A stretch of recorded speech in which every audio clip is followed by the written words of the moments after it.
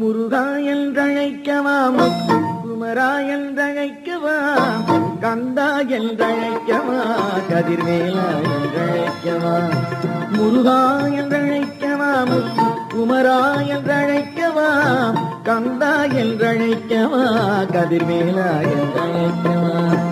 எப்படி அழைப்பேன் உன்னை எங்கே காண்பேன், எப்படி அழைப்பேன் உன்னை எங்கே காண்பேன்.